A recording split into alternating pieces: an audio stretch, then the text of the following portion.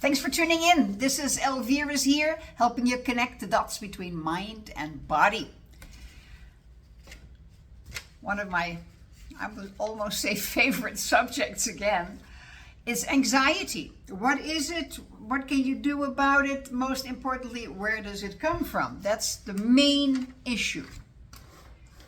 Because what we can do about it is absolutely phenomenal. I mean, not from my point of view, but what I just read online and what people talk about, it's just, there are so many medications for anxiety now. It's just absolutely amazing.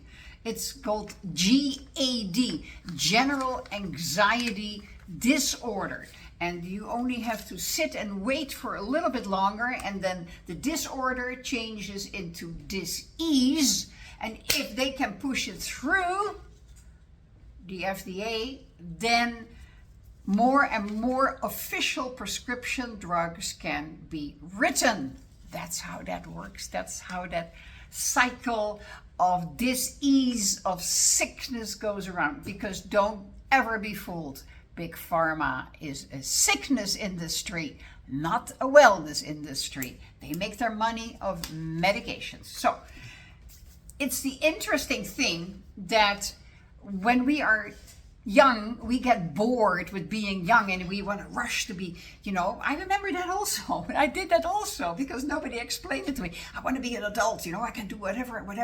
And then later in life, when you're an adult, you look back and you go like, oh, wasn't that just a glorious time when we were a child? We didn't have any responsibilities, worries, etc. Beautiful. So the next step is then that in the process of becoming more and more of an adult, we have just one object in front of our face. Money, money, money, money. We need to make money. We need to make money. We need to make money. So we sacrifice our health to make a lot of money. And then later in life again, when we have made a lot of money, we have no health left. So we spend all of our money in getting our health back. What's the point in this? The point in this is that we are always living somewhere else. We're living mostly in the future.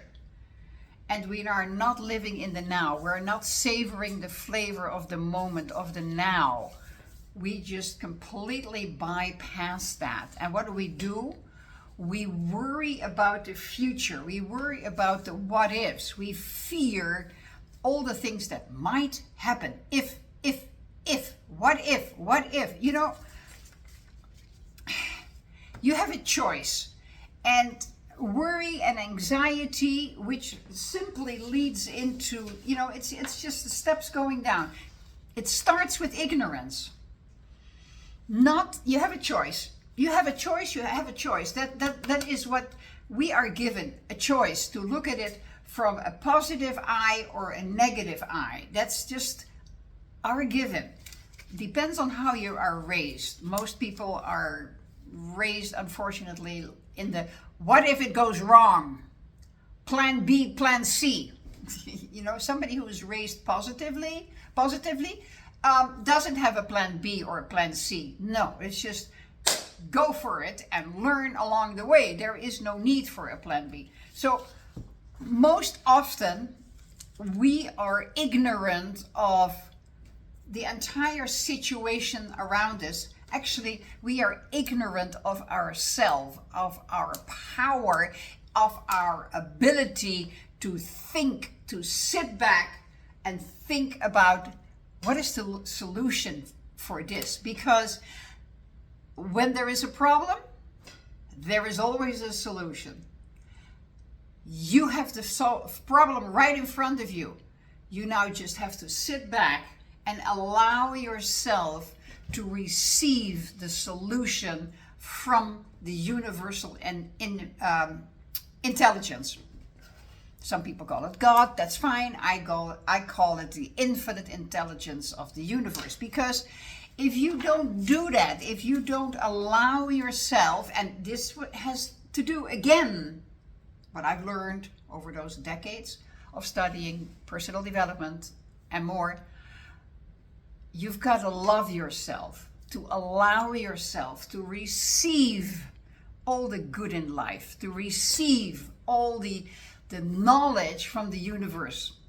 You got to imagine with your eyes closed, and I can do it often when I do projects or whatever. I can do it with my eyes open and see the whole movie unroll itself in front of my eyes while I'm looking at something else, but not really focusing on it.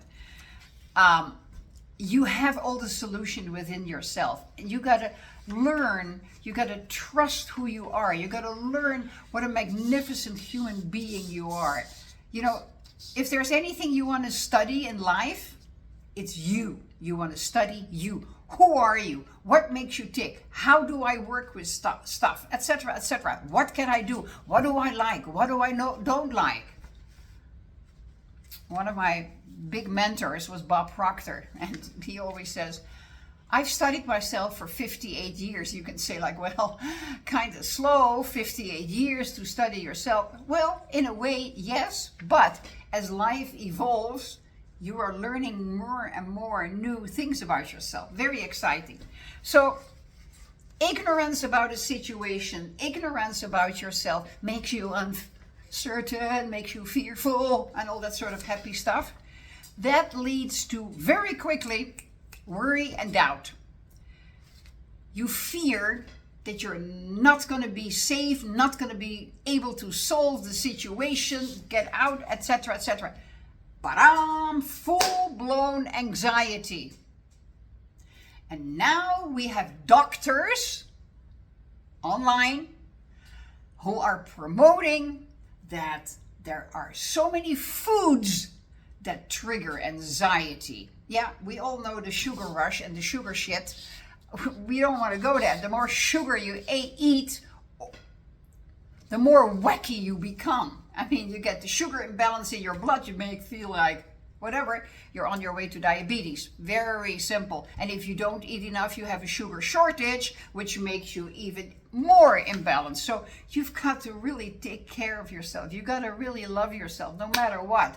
Eat sufficient, eat many times a day, whatever that is for you to make you function properly. So your anxiety, that is something that you suppress. That is what is taught to you.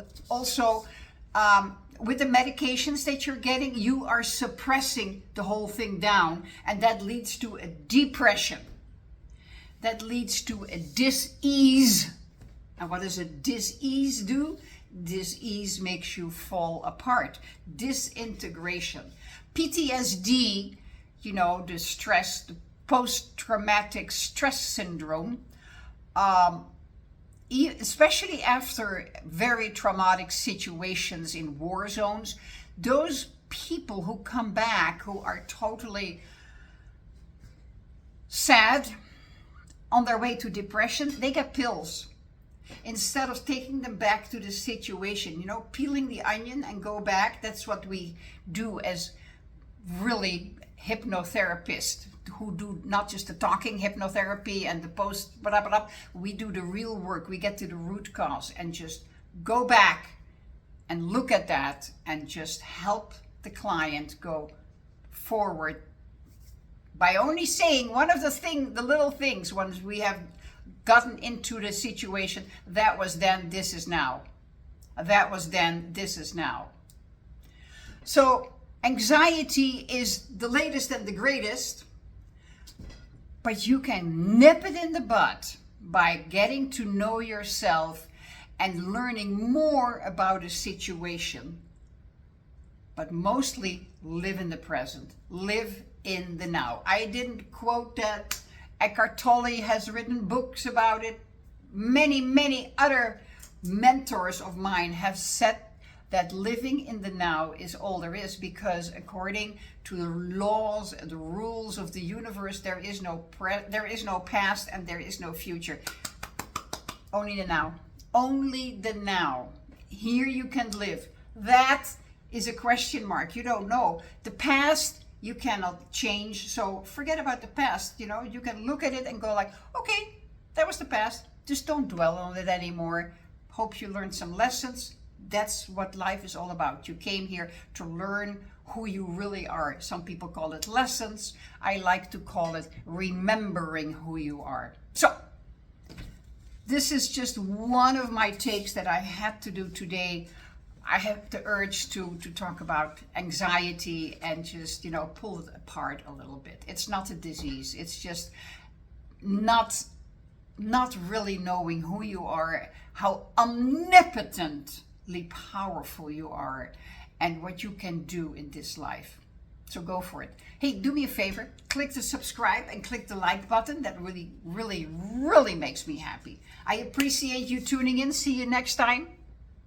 Live in the now. Be happy. Live in the now. Look at the beauty around it. The only fact that you can see me is so important. You can hear me, you can see me, and you can comprehend it. Leave me questions, leave me comments. I would love that. Thank you so much. See you next time. Be well.